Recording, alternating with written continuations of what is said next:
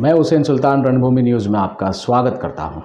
हाल ही में हमेशा हुमरा कौसा की समस्याओं को लेकर विधायक जितेंद्र आवाड के साथ कंधे से कंधा मिलाकर काम करने वाले सोशल वर्कर समाज सेवक रफ़ीक शेख ने एनसीपी के नजीमुल्लाह गुट में शामिल हो गए, जहां पर पार्टी ने उन्हें कलवा मुमरा माइनॉरिटी अध्यक्ष की जिम्मेदारी दी है। इस तरह रफ़ीक शेख के अचानक जितेंद्र आवाड का साथ छोड़कर नजीमुल्लाह के जाने के बाद शहर में एक हड़कंप मच गया। वहीं पर थाने के पूर्व महापौर नईम खान ने रफ़ीक शेख का सम्मान किया, सत्कार किया, उन्हें अपने बंगले पर बुलाया और मीडिया के सामने नईम खान ने विधायक जितेंद्र आवाड पर निशाना साधा कि उनके जितने भी करीबी है एक के बाद एक उनका साथ छोड़कर जा रहे हैं। आखिर उन्होंने इन 15 सालों में क्या किया है? बहुत सारी समस्याएं उन्होंने मीडिया के सामने रखी।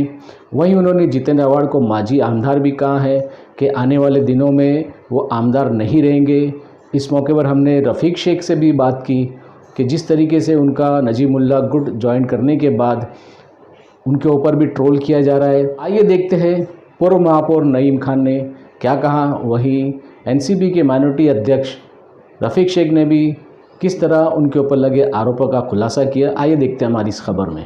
कहेंगे कि जो आवाड साहब के जो कट्टर समर्थक थे एक के बाद एक छोड़कर जा रहे हैं। हाल ही में रफ़ीक भाई ने भी उनका साथ छोड़ा है, क्या कहेंगे? आज आपने उनका सम्मान सत्कार किया, क्या कहेंगे? नहीं, देखिए उनका सत्कार तो किया है, वो इस काबिल हैं। लोग अपने ख़जाने खाली कर देते तो फ़र्क नहीं पड़ता, क्योंकि उन्हें मालूम दोबारा कमा लें। लेकिन लोग घर खाली करके दूसरे घर में आते, वो बहुत बड़ी बात है। और ये तो अपने घर में आए, जाने वाले तो वो लोग गए हैं, ये नहीं गए, हम लोग नहीं गए। हम लोग घड़ियाल वाले घड़ियाल में ही हैं। पहले आप ये बात समझ लो, जाने वाले वो लोग हैं। अभी वो तूती तूती में गए, अभी तूती तूती बजाते रहेंगे। हम लोगों को तो ये हाथ में घड़ी पहने हुए बिंदास से, समझे आप? तो ये तो उनको सोचना है। अब बेचारे मेहनत कर रहे हैं, रात में मोटरसाइकिलों पे घूम रहे हैं, कब्रिस्तान जा रहे हैं। अब थोड़े दिन में आया इस्लामिक टोपी पहन ले तो भाई कुछ हो सकता है, बाकी तो कोई दम नहीं है। अब बात किस्सा ख़त्म हो गया। उस कारण क्या है एक के बाद एक छोड़ के जाने का? नहीं, कारण उनके 15 साल में किया क्या उन्होंने? कोई विकास नहीं है, कुछ नहीं है, टिकट नहीं देते। उनकी बच्ची का मुझे मालूम है, रफ़ीक भाई 10 साल से कोशिश कर रहे हैं उनकी बच्ची को कॉर्पोरेशन में खड़ा, खाली चॉकलेट पिपरमेंट बड़े बड़े जो उनके ख़ास 2-4 आगे पीछे घूमने वाले, वही पूरा चला रहे शहर। कहने का कारण ये उन्होंने किया भी क्या किया बताओ? हाँ, ट्रैफिक जाम है, सब कुछ जाम है, अस्पताल का ठिकाना नहीं है, गर्ल हॉस्टल नहीं है, हज हाउस नहीं है, पानी का ठिकाना नहीं है, खाली 200 बिल्डिंगें बन रही हैं। बिल्डरों ने ज़रा नखरे किए तो खुद ही खड़े हो गए तोड़वाने। उधर सेना वालों को बोल दिया, बीजेपी वालों को बोल दिया तोड़वाओ। इनके संबंध बीजेपी से बहुत अच्छे हैं। आपको याद होएगा, आज बीजेपी का ये नाम लेते हैं, इनके चम्मच लोग नाम लेते हैं। मैं आपको याद दिला दूँ, फर्नांडिस साहब ने क्या बोला था? आवाड ने बोला टोरेंट लाने को, और हाउस में बोला, उसका जवाब नहीं दे सके। आज पूरे यानी समझो ना, पूरे मुसलमानों को तकलीफ परेशानी में डाला है ना टोरेंट के हिसाब से। हाँ, डोरेमोन तो बोला मेरी लाश पे से जाना, दूसरा बोलता है मेरी जेब पे से जाना, दूसरा बोला गर्दन से जाना। अरे तो लगाए क्या यार, क्या पब्लिक बेवकूफ़ है क्या? और फिर बोलने का ना टोरेंट में ही नहीं लेकर आए। आप उस दिन हाउस में क्यों नहीं थे? आपको मालूम था ये सब्जेक्ट आने वाला। आप बाद में कुछ भी बोलो ना, अगर मुंह पे जो आदमी बोले वो बहुत बड़ा आदमी होता। उसने तो मुंह पे हाउस में बोल दिया कि भाई इन्होंने मेरे को तो जितेंद्र आवाड ने बोला तो मैंने टोरेंट को यस किया, इनको जो मिलना था मिल गया। उस टाइम क्यों नहीं आप हाउस में खड़े रह के बोले ये गलत बोल रहे, झूठ बोल रहे? रफ़ीक भाई सही कह रहा हूँ नहीं कह रहा? आपको बोलना चाहिए ना खुल के। आपने उम्र के लिए किया क्या? खाली चॉकलेट पिपरमेंट कैडबरी वेफर यही देते रहे, समझिए? कंधे पे हाथ रख दिया, पेट पे हाथ रख दिया।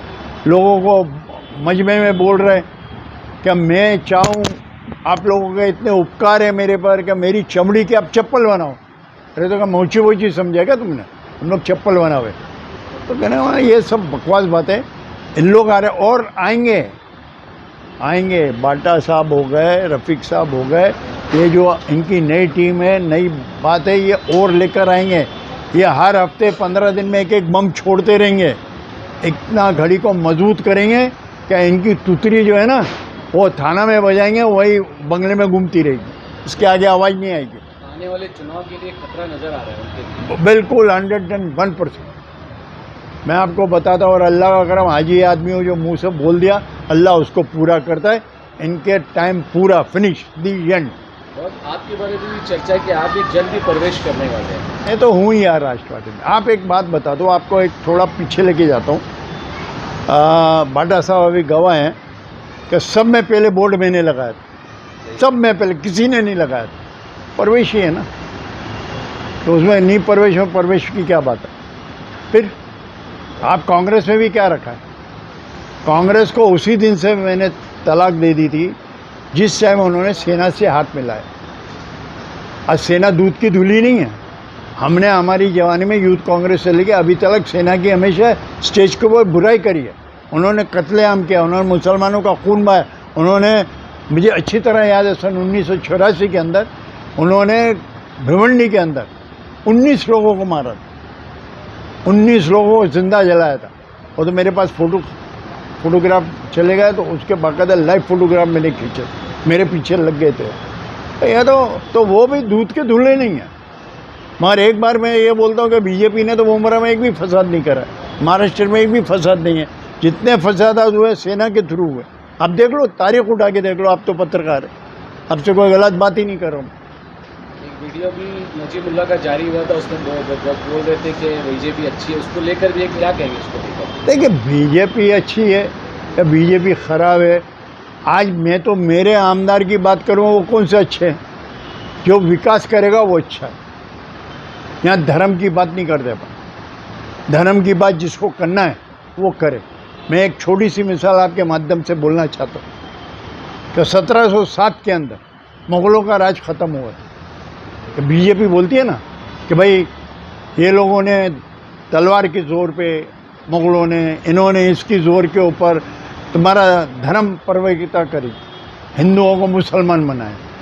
तो 1707 में मुग़ल राज ख़त्म हो गया था, ब्रिटिश राजा वापस हिंदू बना लेते थे। और कौन सा वो मुसलमान राज छोड़ के गए थे?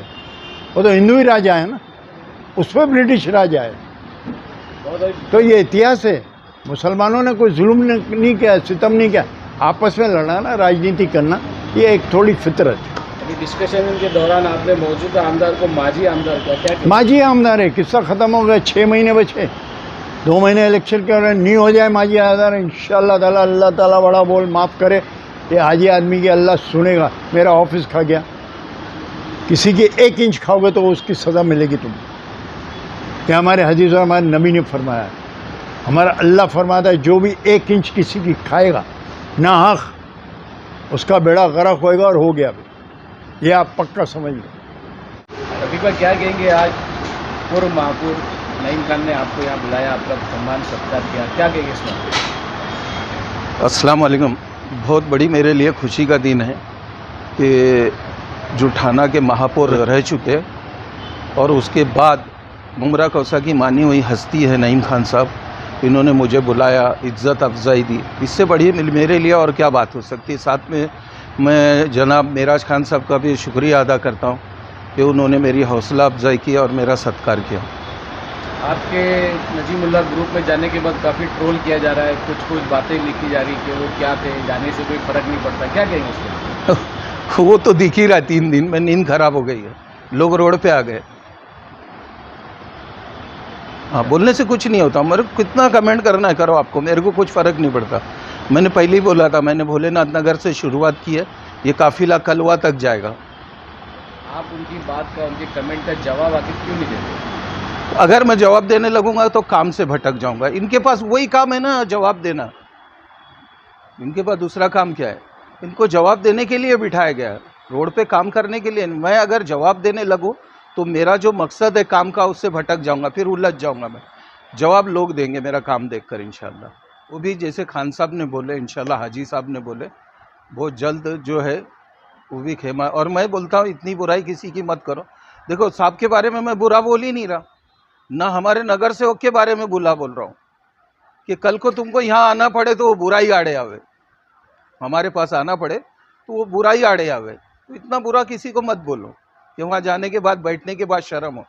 खान साहब के लिए मैंने कभी काम नहीं किया, पहली मर्तबा मेरे ख्याल से ये 5 साल पहले मेराज खान साहब के लिए, लेकिन आज मैं इनके करीब बैठा हूँ क्योंकि मैंने बुरा ही नहीं किया।